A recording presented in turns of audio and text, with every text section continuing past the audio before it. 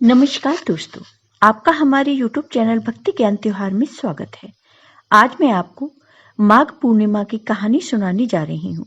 अगर आपको ये कहानी पसंद आई तो कमेंट बॉक्स में भगवान शिव और माँ पार्वती की जय अवश्य लिखें। हिंदू धर्म में माघ पूर्णिमा का बहुत ही महत्व है। धार्मिक मान्यताओं के अनुसार माघ पूर्णिमा के दिन किए गए स्नान, पूजा पाठ और दान पुण्य का विशेष फल प्राप्त होता है। शास्त्रों में वैसे तो सभी पूर्णिमाओं का महत्व बताया गया है, लेकिन माघ मास की पूर्णिमा बहुत ज्यादा फलदायी मानी गई है। कहा जाता है कि इस दिन स्वर्ण के समस्त देवी देवता पृथ्वी पर आते हैं और गंगा में स्नान करते हैं। इसलिए इस दिन गंगा या किसी भी पवित्र नदी में स्नान करने का विधान है। कहते हैं कि माघ पूर्णिमा के दिन माघ पूर्णिमा की कथा सुनना भी शुभ माना जाता है। माघ पूर्णिमा की पौराणिक कथा के अनुसार एक नगर में धनेश्वर नाम के एक ब्राह्मण रहते थे। उनकी पत्नी का नाम रूपवती था, जो कि बहुत ही पतिव्रता और सर्वगुण संपन्न थी, लेकिन उन्हें कोई संतान नहीं थी। इसलिए वे दोनों बहुत चिंतित रहते थे। एक बार उस नगर में एक महात्मा आए। उन्होंने उस नगर के सभी घरों से दान लिया, लेकिन धनेश्वर की पत्नी जब भी उन्हें दान देने जाती तो वो उसे लेने से मना कर देते थे।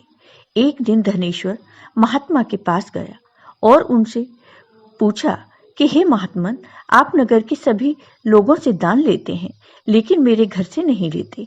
हमसे अगर कोई भूल हुई हो तो हम ब्राह्मण दंपत्ति आपसे क्षमा याचना करते हैं। इस पर महात्मा ने कहा, नहीं, तुम तो हमेशा आदर सत्कार करने वाले ब्राह्मण हो, तुमसे भूल तो कभी भी नहीं हो सकती है।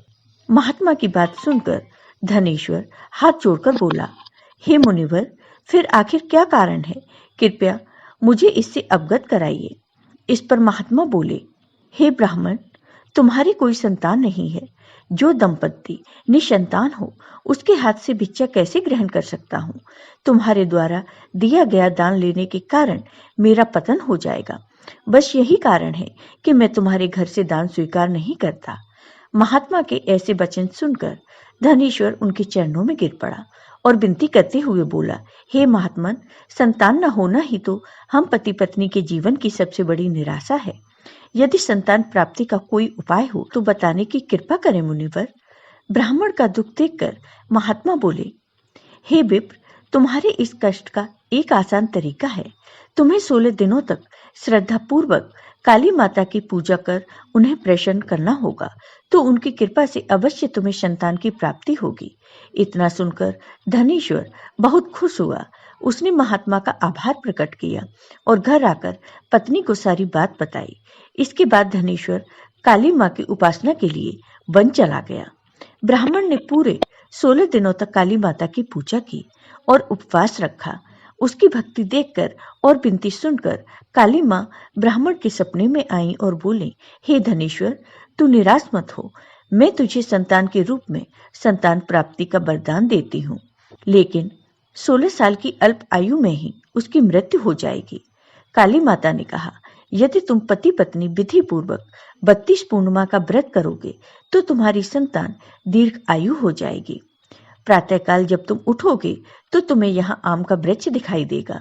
उस पेड़ से एक फल तोड़ना और ले जाकर अपनी पत्नी को खिला देना। भगवान शिव की कृपा से तुम्हारी पत्नी गर्भवती हो जाएगी। इतना कहकर माता अंतर्ध्यान हो गई। प्रातःकाल जब धनेश्वर उठा तो उसे आम का वृक्ष दिखा, जिस पर बहुत ही सुंदर फल लगे थे। वो काली माँ के कहे अनुसार फल तोड़ने के लिए वृक्ष पर चढ़ने लगा। उसने कई बार प्रयास किया, लेकिन फिर भी फल तोड़ने में असफल रहा। तभी उसने गणेश भगवान का ध्यान किया और गणपति की कृपा से इस बार वो वृक्ष पर चढ़ गया और उसने फल तोड़ लिया। धनेश्वर ने अपनी पत्नी को वो फल दिया, जिसे खाकर वो कुछ समय बाद गर्भवती हो गई। दंपत्ति काली माँ के निर्देश के अनुसार हर पूर्णिमा पर दीपक जलाते रहे। कुछ दिन बाद भगवान शिव की कृपा हुई और ब्राह्मण की पत्नी ने एक सुंदर बेटे को जन्म दिया, जिसका नाम उन्होंने देवीदास रखा। जब पुत्र 16 वर्ष का होने को हुआ तो माता पिता को चिंता होने लगी कि इस वर्ष उसकी मृत्यु न हो जाए। इस पर उन्होंने देवीदास के मामा को बुलाया और कहा, तुम देवीदास को विद्या अध्ययन के लिए काशी ले जाओ और 1 वर्ष बाद वापस आना।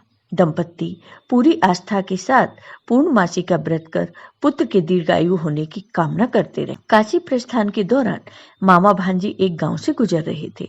वहां एक कन्या का विवाह हो रहा था। विवाह होने से पूर्व ही उसका वर अंधा हो गया।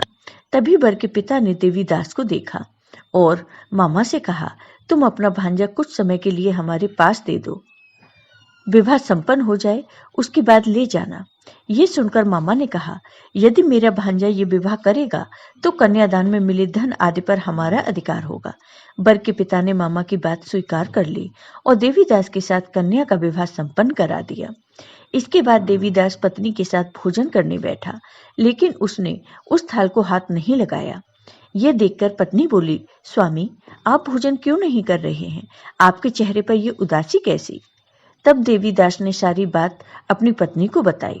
यह सुनकर कन्या बोली, स्वामी, मैंने अग्नि को साक्षी मानकर आपके साथ फेरे लिए हैं। अब मैं आपके अलावा किसी और को अपना पति स्वीकार नहीं करूंगी।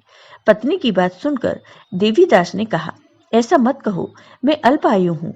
कुछ ही दिन में 16 वर्ष की आयु होते ही मेरी मृत्यु हो जाएगी। इस पर उसकी पत्नी ने कहा कि स्वामी, जो भी मेरे भाग्य में लिखा होगा वो उसे स्वीकार है। देवीदास ने उसे समझाने का बहुत प्रयास किया, लेकिन जब वो नहीं मानी तो देवीदास ने उसे एक अंगूठी दी और कहा, मैं काशी जा रहा हूँ, लेकिन तुम मेरा हाल जानने के लिए एक पुष्प वाटिका तैयार करो। उसमें भांति भांति के पुष्प लगाओ और उन्हें जल से सींचती रहो। यदि वाटिका हरी भरी रहे, पुष्प खिले रहें, तो समझना कि मैं जीवित हूँ, और जब ये वाटिका सूख जाए तो मान लेना कि मेरी मृत्यु हो चुकी है। इतना कहकर देवीदास काशी चला गया। अगले दिन सुबह जब कन्या ने दूसरे वर को देखा तो बोली, ये मेरा पति नहीं है, मेरा पति काशी पढ़ने गया है। यदि इसके साथ मेरा विवाह हुआ है तो बताइए कि रात्र में मेरे और इसके बीच क्या बातें हुई थी और इसने मुझे क्या दिया था।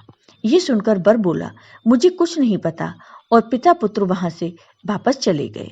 उधर एक दिन प्रातःकाल एक सर्प देवीदास को डसने के लिए आया, लेकिन उसके माता पिता द्वारा किए जाने वाले पूर्णिमा व्रत के प्रभाव के कारण वो उसे डस नहीं पाया।